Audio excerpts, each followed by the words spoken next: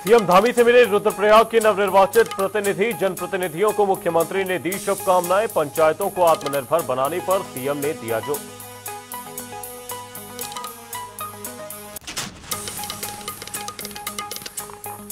देहरादून में प्रशासन ने चलाई तबादला एक्सप्रेस। 4 आईएएस अधिकारियों के हुए ट्रांसफर। बाध्य प्रतीक्षा के भी 2 आईएएस को मिली तैनाती।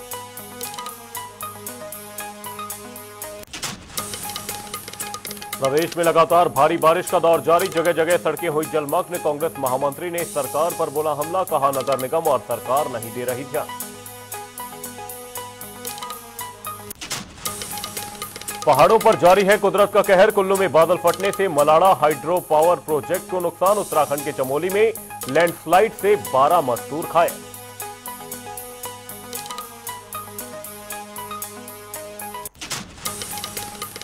पीएम मोदी का अमेरिका पर हमला। मेक इन इंडिया पर फिर दिया जोर। सीएम पुष्कर सिंह धामी ने किया समर्थन। अमेरिका की टैरिफ नीति पर जताई चिंता।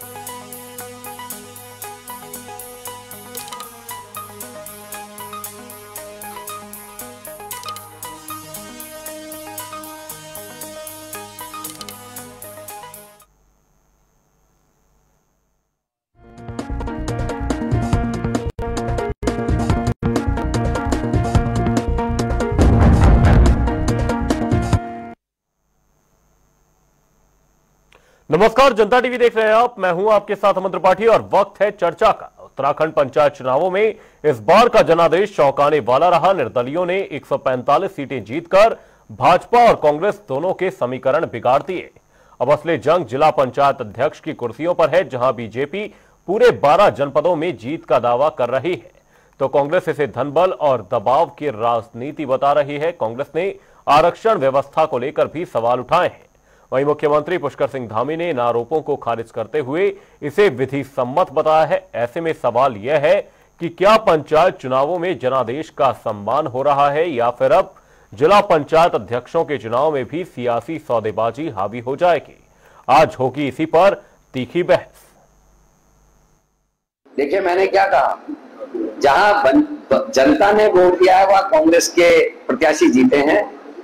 उसके बाद धन बल, बाहुबल, भय बल, ब्लैकमेलिंग के माध्यम से अगर ये अपने जिलाध्यक्ष जिताते हैं तो ये कोई शंका इसमें नहीं है, क्योंकि जिस पार्टी ने 11 साल में 9 से ज्यादा जनता की चुनी हुई सरकारें गिराए हुई, उनसे कोई उम्मीद नहीं कर सकती। लेकिन मेरी तरफ से आप एक जरूर कह दीजिएगा कि कांग्रेस का कार्यकर्ता डरने वाला या चुपने वाला नहीं है। हम पूरी ताकत से इनका प्रतिकार करेंगे और अपने अध्यक्षों को बनाने का पूरा प्रयास करेंगे और बना के लाएंगे। जिस दिन से पंचायतों के चुनाव की प्रक्रिया प्रारंभ हुई, उस दिन से चुनाव प्रक्रिया में सरकार द्वारा लगातार भ्रष्टाचार करते हुए आरक्षण से भी छेड़छाड़ करने का काम किया गया। और जब आरक्षण से छेड़छाड़ हुई तो उत्तराखंड के लोग न्यायालय में भी गए हैं। न्यायालय में वाद विचाराधीन है और अब जिला पंचायत के अध्यक्षों का चुनाव होना है। और मैं समझता हूं कि अध्यक्षों का आरक्षण भी पूर्व में सरकार को कर देना चाहिए था, लेकिन सरकार को लग रहा है कि वो पंचायतों में चुनाव हार रही है। इसलिए जिला पंचायत अध्यक्ष का आरक्षण जो है, जिस तरीके से सरकार ने करने का काम किया है, वो भ्रष्टाचार उसमें स्पष्ट परिलक्षित होता है।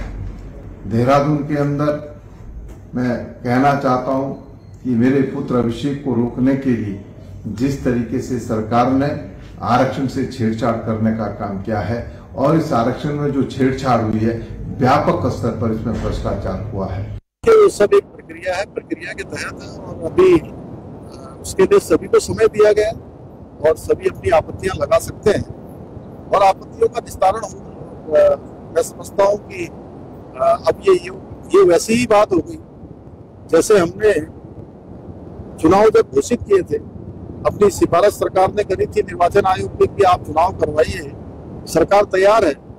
पहले कहते थे कि चुनाव नहीं हो रहे हैं, चुनाव नहीं होंगे, सरकार चुनाव नहीं कराना चाहती है, संविधान का गला घोट रही है। जब हम चुनाव कराने चले गए तो उन्होंने कोर्ट में भेज दिया कुछ लोगों को। जब कोर्ट का निर्णय आ गया तो कहने लगे कि आप ये मानसून है, आपदा का समय है, और रिजल्ट सबके सामने है। पूरे प्रदेश के अंदर हमारे त्रिस्तरीय पंचायत चुनाव प्रदेश की जनता ने हमेशा, जैसे लोकसभा के चुनाव, विधानसभा के चुनाव और निकाय के चुनाव में, उसी प्रकार से इन चुनाव में भाजपा के लोगों को जिताया, समर्थन किया। तेज गति से ग्राम सभाओं का विकास हुआ, हम उसके लिए प्रतिबद्ध हैं और तेजी से हम सभी प्रतिनिधियों के साथ, मैं सभी प्रतिनिधियों को जो चुनाव में, पंचायत चुनाव में गए उन सबको बधाई देता हूँ। और पंचायत चुनावों पर चर्चा करने के लिए हमारे बीच जो मेहमान आज जुड़ रहे हैं, बीजेपी नेता मथुरा दत्त जोशी हमारे साथ जुड़ चुके हैं, वहीं प्रदेश महामंत्री कांग्रेस नवीन जोशी जी हमारे साथ जुड़े हैं और साथ ही शांति प्रसाद भट्ट प्रदेश प्रवक्ता यूकेडी से हमारे बीच जुड़ चुके हैं। आप तीनों ही मेहमानों का बहुत बहुत स्वागत है जनता टीवी पर। और सवालों के सिलसिले की शुरुआत करते हैं। सबसे पहले मथुरा दत्त जोशी जी, आपका रुख करते हुए सवाल यह रखना चाहूंगा कि यहां पर बीजेपी की ओर से तमाम बड़े दावे किए गए, लेकिन दावों के इतर जो चुनावी परिणाम आए हैं वो इससे कुछ मेल नहीं खाते। जो भी दावे किए गए, आधिकारिक आंकड़ों की अगर बात करूं तो निर्दलियों से भी नीचे आंकड़ा पार्टी का नजर आया है। क्या कुछ कहना चाहेंगे, आपका क्या कुछ रिएक्शन इन चुनावी परिणामों पर?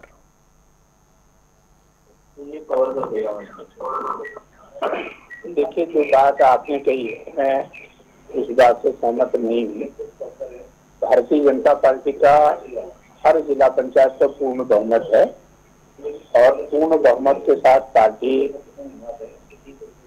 प्रदेश की 12 के 12 जिला पंचायत में अपने अध्यक्ष बनाने जा रही है और पार्टी ने पूरी शिद्दत से चुनाव लड़ा है। मैं तो आपके लोकप्रिय चैनल के माध्यम से उत्तराखंड की महान जनता का हृदय की गहराई से आभार व्यक्त करना चाहता हूँ, धन्यवाद देना चाहता हूँ।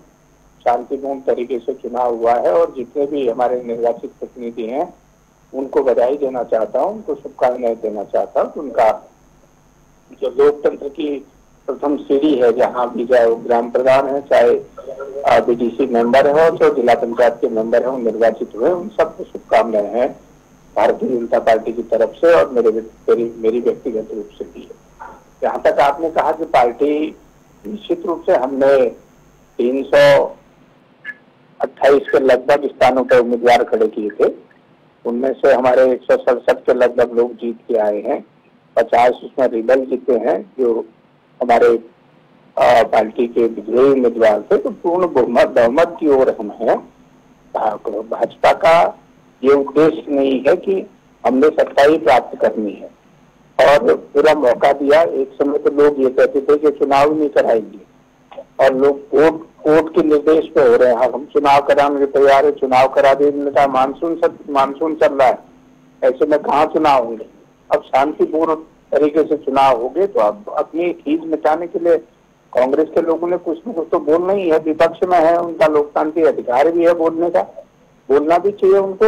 और क्योंकि लोकतंत्र में विपक्ष में जो व्यक्ति बैठा होता है, जो पार्टी रहती है, उसको बोलने का अधिकार होता है। और आप देखिएगा, मैं तो जो भी बात बोलता हूँ बहुत सोच समझ के बोलता हूँ। आप देखना कि आने वाले समय में आपको दिखेगा कि साफ आने की अनंतिम आरक्षण है। अब आरक्षण में आप किसी करना है, आप देख लीजिए, हमने तो कहा कि तो आरक्षण प्रस्तावित है और 7-6 तारीख को अंतिम आरक्षण की सूचना होगी। जिसकी जो आपत्ति है वो अपनी आपत्ति दाखिल कर सकता है, ये तो अदालत में जा सकता है, सारे अधिकार है उसको। कहीं जबरदस्ती कहीं किसी की तरफ न सरकार कर रही है न पार्टी कर रही है। हमारा लोकतंत्र में विश्वास है, हम लोकतंत्र को मानने वाले लोग हैं और लोकतंत्र को मजबूत करने की दिशा में धामी जी के नेतृत्व में अभूतपूर्व काम हो रहे हैं और पंचायतों को भी मजबूत करने के लिए धामी जी की सरकार पूरी तरीके से प्रतिबद्ध है।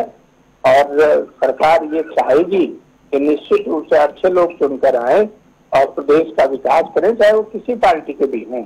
अगर हमारे विपक्षियों के पास अगर पूर्ण बहुमत है तो निश्चित रूप से उनको भी निर्वाचन में हिस्सा लेने का अधिकार है, उनका भी अध्यक्ष बन सकता है। विगत चुनाव में विपक्ष के बाद 2 सीटें थी जिला पंचायत में, क्या अब की बार भी हों। लेकिन मैं समझता हूं कि बेबुनियाद बात नहीं करनी चाहिए, बेबुनियाद आरोप नहीं लगाने चाहिए। लोकतंत्र है, संख्या बल के आधार पर जिसका भी जहां बहुमत बनता है अभी और 10 तारीख तक सबका सामने आ जाएगा जी। और इसी बीच हमारे साथ प्रदेश महामंत्री कांग्रेस से नवीन जोशी जी भी लगातार बने हुए। नवीन जी, आपसे मेरा सवाल यह रहेगा कि कांग्रेस की ओर से भी इस बीच तमाम दावे किए गए, लेकिन कांग्रेस का प्रदर्शन भी कुछ खास नहीं रहा। तो क्या यहां पर कांग्रेस का प्रदर्शन भी यह दर्शाता है कि यहां पर जनता है, जनता का तमाम जो बड़ी पार्टियां हैं उनसे मोह भंग हो चुका है? देखिए, जो उत्तराखंड के अंदर पंचायत चुनाव हुआ है, मैं उत्तराखंड के मतदाताओं का बहुत धन्यवाद अदा करना चाहता हूं। जिस प्रकार से कांग्रेस के पक्ष में उन्होंने अपना समर्थन दिया है, और इस बात की बहुत मुझे बताते खुशी भी है कि जो जुमलों की सरकार उत्तराखंड के अंदर चल रही है, जो उन्होंने जनता से जो वादे किए थे वो वादे धरातल पर नहीं उतर पाए। आज स्थिति ये रही कि जो राज्य के अंदर सरकार चल रही है वो यहाँ के मतदाताओं ने तीसरे स्थान पर उनको छोड़ दिया, और प्रदेश के अंदर पूर्ण बहुमत की सरकार अगर ये मतलब गांव की जो हमारी पंचायत की बन रही है कांग्रेस को दी है। और ये जिस प्रकार से उन्होंने देखा कि इनके जिला पंचायत के अध्यक्ष नहीं बन रहे हैं, तो इन्होंने आरक्षण का जहां पे अपनी सुविधा के अनुसार इन्होंने आरक्षण को तय किया। लेकिन आज पूरे प्रदेश के अगर आप निगाहें देखें तो जो निर्दलीय भी जीत के आए हैं अधिकांश कांग्रेस पृष्ठभूमि के हैं, और वो प्रत्याशी जीते हैं जिनको कांग्रेस ने रणनीति के तहत भी हम लोगों ने कई सीटें छोड़ी थी, तो कांग्रेस के हमारे लोग जीत कर वहां पर आए हैं। आज पूरे प्रदेश के अंदर जो इनकी दमनकारी नीतियां चल रही है उससे जनता भली भांति वाकिफ हो चुकी है। जो इन्होंने वादे जनता से किए थे कि हम काला धन लेके आएंगे, 15 लाख रुपए एक आदमी के अकाउंट में आएंगे, किसानों की आय हम दुगनी करेंगे, बेरोजगारी खत्म करेंगे, ये दुनिया भर के वादे इन्होंने जनता से किए थे। लेकिन वो जो मुद्दे आज धरातल पे नहीं उतरे। जो बेरोजगारी है वो आज भी बेरोजगारी जस्ती तक है, महंगाई बढ़ती जा रही है, महंगाई के बारे में कोई बात नहीं कर रहा है, और यहाँ से जो पलायन हो रहा है पलायन के बारे में भी कोई बात नहीं कर रहे हैं। जो पंचायत का चुनाव हुआ, पहले तो पंचायत का चुनाव कराना ही नहीं चाहते थे, इन्होंने प्रशासक बैठा दिए, लोग कोर्ट गए, कोर्ट के बाद इन्होंने चुनाव करने के लिए राजी हुए, फिर उसका आरक्षण का इन्होंने पंगा अटका दिया और उसमें भी लोग कोर्ट गए। और अब आज जो जिला पंचायत के जो अध्यक्ष बनने हैं, चुनाव के बाद संविधान ये कहता है कि जो भी आरक्षण होता है वो चुनाव से पहले तय होता है। इन्होंने चुनाव से पहले आरक्षण तय नहीं किया, इसलिए नहीं किया, इनको पहले से अंदेशा था कि राज्य के अंदर हमारी स्थिति ऐसी नहीं है कि हम चुनाव जीत सके। इनकी जो इंटेलिजेंस थी उनको इनको पहले बता दिया था राज्य में कि आपकी स्थिति बहुत ज्यादा खराब है, पंचायत में आपका प्रदर्शन सही होने वाला नहीं है, इसलिए उन्होंने आरक्षण को पहले रोक के रखा। जब पूरे रिजल्ट आ गए उसके बाद ये आरक्षण जारी कर रहे हैं। आरक्षण किस आधार पर है? अगर कोई महिला अगर अपनी तैयारी कर रही है इसी आधार पर तैयारी करेगी ना कि महिला सीट है, कल को मैं जिला पंचायत की अध्यक्ष बनूंगी, जिला पंचायत की सदस्य बनूंगी, तो इसीलिए आरक्षण के अनुसार ही होता है। जहाँ अनुसूचित जाति का होता है, जहाँ ओबीसी का होता है, जहाँ सामान्य सीट होती है, ये सरकार का दायित्व भी है और ये कानून भी कहता है कि आरक्षण पहले तय होना चाहिए। लेकिन उन्होंने ऐसा कुछ नहीं किया। उसमें तो इनकी पूरी मनमानी चली। जब ये चाहे इन्होंने चुनाव करा, चुनाव तो कराना ही नहीं चाह रहे थे, कोर्ट की जबरदस्त फटकार के बाद इन्होंने चुनाव कराया। चुनाव के बाद जो नतीजे आए, मैं तो धन्यवाद अदा करना चाहता हूँ राज्य की जनता का, जो उन्होंने कांग्रेस के प्रति अपना समर्थन दिया और भारतीय जनता पार्टी को तीसरे स्थान पर पहुंचा दिया। अब ये कुल मिलाकर ये 2027 में अपनी सीट बचाने की बात करना चाहते हैं कि किसी भी प्रकार से कुछ हमारी इज्जत रह जाए और 2027 में हम राज्य के अंदर जो चुनाव हो रहा है उसको अपनी किरकिरी होने से बचा लें। लेकिन ये होने वाला नहीं है। यहाँ की जनता जागरूक हो चुकी है। आप जनता को बेवकूफ एक बार बना सकते हैं, 2 बार बना सकते हो, बार बार नहीं बना सकते। आप इस प्रकार के जो वादे जनता से कर रहे हैं, छलावा जनता के साथ कर रहे हैं। और प्रदेश की स्थिति आज क्या हो गई, आप किसी भी फील्ड में चले जाइए, एक जो हमारे सैनिक जो सीमा पे कार्यरत है उनके बच्चों को वहां पे हॉस्पिटल की सुविधा नहीं मिल पा रही है। उनको 108 सेवा फोन करने के बाद भी कई घंटों तक उनके पास वो एम्बुलेंस नहीं पहुंच पाती है, और जाते हैं तो 5 हॉस्पिटल में जाते हैं, उनको उपचार नहीं मिल पाता। पूरे पहाड़ों की स्थिति ये हो गई है, ना वहाँ पे डॉक्टर है, ना वहाँ पे एम्बुलेंस है, ना उनकी देख रेख करने वाला कोई है। तो ये जनता जान ली है, जनता कोई बेवकूफ नहीं है। उत्तराखंड की जनता जिन्होंने उत्तराखंड राज्य बनाया, जिसमें हमारी महिलाएं, हमारे जो शहीद हुए, हमारे आंदोलनकारी, ये पूरे सब लोगों का इसमें योगदान रहा है। और उनके जो शहीद हैं उनके सपनों को पूरा करने का भी समय है। लेकिन ये राजनीति कर रहे हैं। प्रदेश के अंदर विकास नाम की कोई भी ऐसी चीज नहीं है जो हम कहते कि भारतीय जनता पार्टी ने प्रदेश के अंदर विकास किया। पंचायत चुनाव उसका जीता जाता उदाहरण है। प्रदेश के अंदर 2 बाई इलेक्शन हुए, दोनों में भारतीय जनता पार्टी बुरी तरह हारी। तो कांग्रेस का ग्राफ बढ़ा है और लोगों का, मतदाताओं का रुझान कांग्रेस के पक्ष में आया है। और निश्चित तौर से अगर इन्होंने कोई इसमें धांधली नहीं करी, सरकारी मशीनरी का दुरुपयोग नहीं किया, मैं समझता हूँ 8 या 9 जिला पंचायत के अध्यक्ष हमारे चुनकर आएंगे। और ये सबसे बड़ी बात है कि जो हमारे कार्यकर्ता है उनको, जो हमारे चुन के प्रतिनिधि आए हैं, उनकी रक्षा करने का भी हम मांग करते हैं कि भाई उनकी भी रक्षा होनी चाहिए, क्योंकि धन बल के माध्यम से उनको डराकर धमकाकर सरकारी मशीनरी का दुरुपयोग कर ये किसी भी प्रकार से अपने जिला पंचायत के अध्यक्ष बनाना चाहते हैं। हम लोग नजर बना के रखें, हमारे जितने भी निर्वाचित प्रतिनिधि चुन के आए हैं हम लगातार उनके संपर्क में हैं। अगर किसी भी प्रकार से जोड़ तोड़ की राजनीति करना चाहते हैं, धन बल का ये लालच देना चाहते हैं, तो कांग्रेस के कार्यकर्ता हमारे मजबूती के साथ खड़े हुए हैं और हम इस बार इनको धांधली करने से निश्चित तौर से हम रोकेंगे।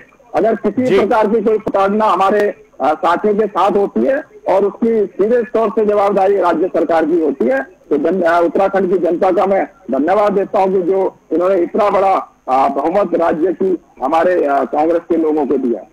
बिल्कुल। और इसी बीच हमारे साथ प्रदेश प्रवक्ता यूकेडी से शांति प्रसाद भट्ट जी भी जुड़ चुके हैं। शांति प्रसाद भट्ट जी, मेरा सवाल आपसे यही रहेगा कि क्या आप मानते हैं कि जो निर्दलीय प्रत्याशी हैं उनकी जीत ये दर्शाती है कि जो जनता है वो पारंपरिक राजनीति और जो पारंपरिक बड़ी पार्टियां चली आ रही हैं इनसे ऊब चुकी है, इनके वादों, इनके दावों से ऊब चुकी है?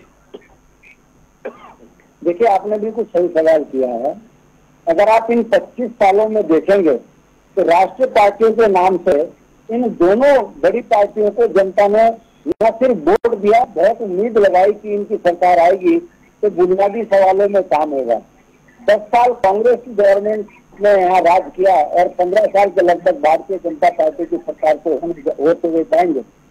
ऐसे में जिन बुनियादी मूल्यों को लेकर ये राज्य मांगा था उससे इंच मात्र काम नहीं हुआ। आज भी उत्तराखंड के मुद्दे, मूल निवास, भू कानून, भ्रष्टाचार, बेरोजगारी, पलायन, राजधानी, ये तमाम वो मुद्दे थे जिन मुद्दों के लिए हर घर पर वोट भाजपा कांग्रेस को दी गई। मगर दोनों पार्टियां झूठ जुमले कर उत्तराखंड की जनता को धोखा देती रही।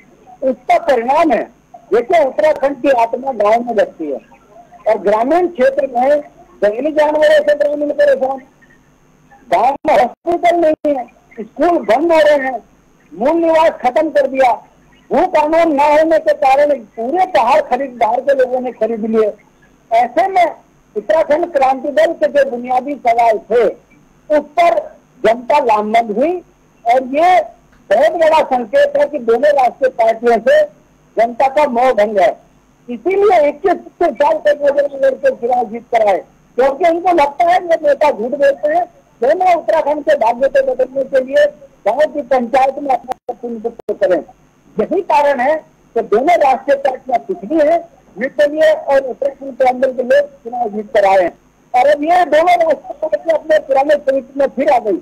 ब्लॉक प्रमुख और जिला पंचायत अध्यक्ष बनाने के लिए पहले तो आरक्षण में हेर फेर किया, हर सत्ता करती है, कांग्रेस होती वो भी करती, मगर फिर वही शुरू हो गई है, खरीद फरोख्त शुरू हो गई है, जिला पंचायतों में अरेस्ट किया जा रहा है। ऐसे ब्लॉक प्रमुख से जो क्षेत्र पंचायत जीत रहा है उनको अरेस्ट करा जा रहा है। कहने का मतलब है ये खरीद फरोख्त बना सकते, यदि अपनी पंचायतों के अध्यक्ष बन भी जाएंगे, मगर इनसे पूछा जाए तो राजधानी के मामले में क्या सोच है? गाँव के किसान के घर में से जंगली जानवरों में जीना हराम कर दिया, उनकी खेती नहीं कर पा रहे, इस पर आपका क्या कहना है? राजधानी का आपका क्या कहना है? गाँव के विकास से जोड़ने में क्या कहना है?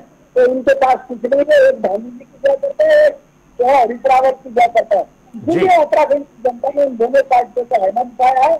हमें लगता है इन पंचायतों से अगर राष्ट्रीय पार्टियां सबक नहीं लेंगी तो 27 में इनका बड़ा साथ है। उत्तराखंड की महिलाएं परेशान है, बेटियां सुरक्षित नहीं है और भारतीय जनता पार्टी का सीना चौड़ा कर जनता के आंखों में धूल देकर कहते हैं मेहनत है, ये उनका झूठ अब बहुत जल्दी खत्म हो जाएगा।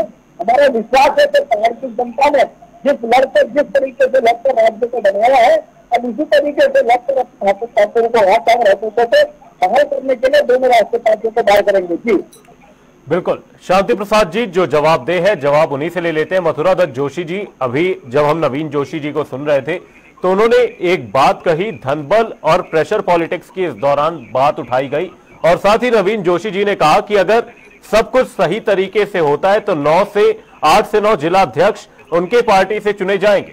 तो साथ ही प्रेशर पॉलिटिक्स और क्या कहते हैं धनबल की राजनीति को लेकर आपसे सवाल करना चाहूंगा, आपका इस पूरे मामले पर क्या कुछ कहना है? और साथ ही ये जानना चाहूंगा, अगर 8 से 9 जिला अध्यक्ष कांग्रेस की ओर से चुनकर आते हैं तो आप किस बिहाफ पर यह दावा कर रहे हैं कि बीजेपी को बहुमत प्राप्त है और 12 जिला अध्यक्ष आपके चुनकर आ रहे हैं?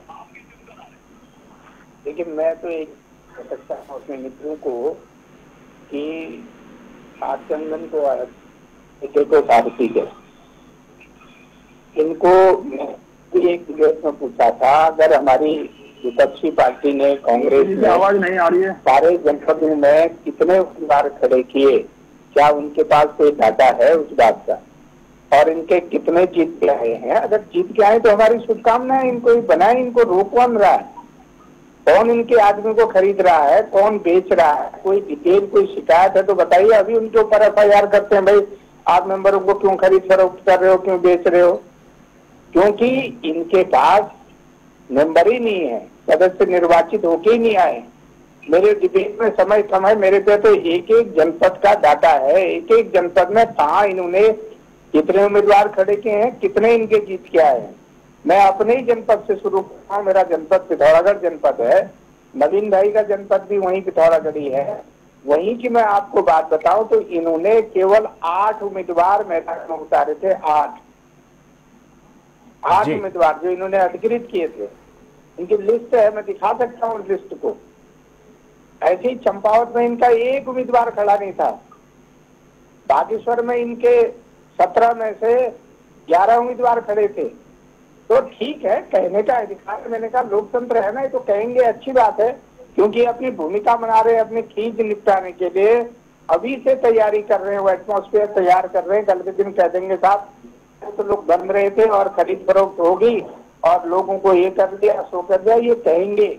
इन्होंने तमाम तरह की बातें की। मैं तो चुनौती देके कहना चाहता हूँ अपने मित्रों को कि वो बताएं कहाँ गलत हो रहा है। ये तो कहते थे चुनाव ही नहीं होंगे, पहले चुनाव में धाम, आरक्षण की बात कर रहे हैं। मैं इनको याद दिलाना चाहता हूँ, मैं मेरे मित्र को भी, शांति प्रसाद भट्ट जी मेरे अच्छे मित्र हैं, इनको भी याद दिलाना चाहता हूँ कि हर हमेशा चुनाव जिला पंचायत में कभी भी आरक्षण चुनाव से पहले निर्धारित नहीं हुआ, जो मेरी याददाश्त है।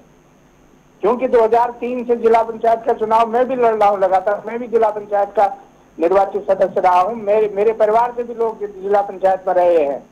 लेकिन जब भी चुनाव होते हैं उसके बाद निर्धारित, हाँ ब्लॉक प्रमुखों का पहले निर्धारित होता है, और सरकार ने पहले निर्धारित करके दे दिया था कि ब्लॉक में ये आरक्षण रहेगा, जिला पंचायत में अभी कोई आरक्षण फाइनल नहीं है। ये एक सबसे बड़ी बात है, इनको खतरा हो गया क्योंकि इनके पास तो आदमी है नहीं, कोई नंबर सुन के आए नहीं है। अगर ये कोई दिक्कत है तो आपत्ति है ना, आप करिए, कोर्ट है ना, कोर्ट जाइए। इनका न कोर्ट में विश्वास है, न ये अदालतों में विश्वास, न्यायपालिका में विश्वास रखते हैं, न ये लोकतंत्र में विश्वास रखते हैं, न ये सरकार में विश्वास रखते हैं। इनका ये कंफ्यूज लोग हैं, इनको बिल्कुल। मथुरा दत्त जोशी जी, नवीन जोशी जी से जवाब ले लेते हैं क्योंकि समय कम है, समय कम है, उस हिसाब से नवीन जोशी जी से जवाब ले लेते हैं। मैंने आपको नहीं टोका, नवीन जोशी जी मैंने नहीं टोका आपके बारे में, आप जवाब दीजिएगा। मैंने नहीं टोका था आपको, आपका नंबर आएगा, आप अपनी बात कहिएगा, मुझे अपनी बात करने दीजिए। मथुरा दत्त जोशी जी, मैं जवाब लेने की कोशिश कर रहा हूं नवीन जोशी जी से, क्योंकि समय कुछ कम है हमारे पास। अगर इन पे कुछ है तो ये जाए अदालत में जाए, कहें अगर गलत आरक्षण हो रहा। दूसरी बात, मैं यहाँ पर एक बात स्पष्ट रूप से कह दूं कि बिल्कुल सही आरक्षण है। अगर किसी को आपत्ति है तो उसमें आपत्ति दाखिल कर सकता है। 2011 की जनगणना के आधार पर 2011 की जनगणना के आधार पर जिला पंचायतों में आरक्षण तय हुआ है। अगर आपत्ति है तो निश्चित रूप से लोकतंत्र है, इनको अधिकार है, कोर्ट में जाएं, अपने करें, अपना जो भी तय होना, जो निर्णय कोर्ट का होगा मान्य होगा। अभी बहुत सी चीजों में, नगर निकाय के चुनाव में और अन्य मामलों में कोर्ट ने जो निर्देश दिए सरकार ने उसका पालन किया। हम तो न्यायपालिका में भरोसा रखने वाले लोग हैं। मथुरा दत्त जोशी जी, समय का अभाव है।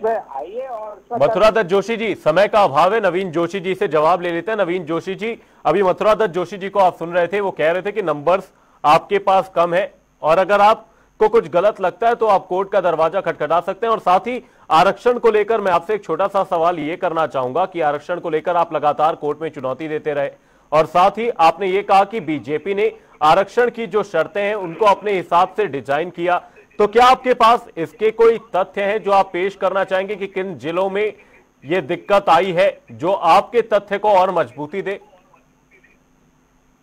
देखिए जोशी जी, निश्चित रहे, हमारे पास पूरा संख्या बल है। हम लगभग 9 जिलों में हम लोग जिला पंचायत के अध्यक्ष बनाने जा रहे हैं, और ये तो बिल्कुल मानेंगे नहीं। इनको तो सिखाया जाता है कि वहाँ पे आप लोगों ने अपनी बात को किस प्रकार से पैरवी करनी है। अब ये नहीं मानेंगे कि निर्दलीय इनके आगे हैं और ये तीसरे स्थान पर चले गए हैं। ये नहीं मानेंगे ये लोग। ये आज भी कह रहे हैं कि क्या कहते हैं कि हम अपने जिला पंचायत के अध्यक्ष बनाएंगे। कैसे बनाएंगे आप बताइए? और इनको थोड़ा सा स्टडी करनी चाहिए। संविधान क्या कहता है? संविधान कहता है कहीं भी आरक्षण होगा तो चुनाव से पहले तय होगा। क्या आप संविधान को नहीं मानते हैं, या संविधान से हटके आप बात करना चाहते हैं? ये लोग तो मानने को तैयार नहीं। अगर सब कुछ सही रहा, इन्होंने दुरुपयोग नहीं करा, समय हमारे पास इतना ही था। आप तीनों ही मेहमानों का बहुत बहुत शुक्रिया इस चर्चा में जुड़ने के लिए और अपने तथ्य रखने के लिए। फिलहाल के लिए इस चर्चा में सिर्फ इतना ही, रुकेंगे एक छोटे से ब्रेक के लिए। देखते रहिए जनता टीवी।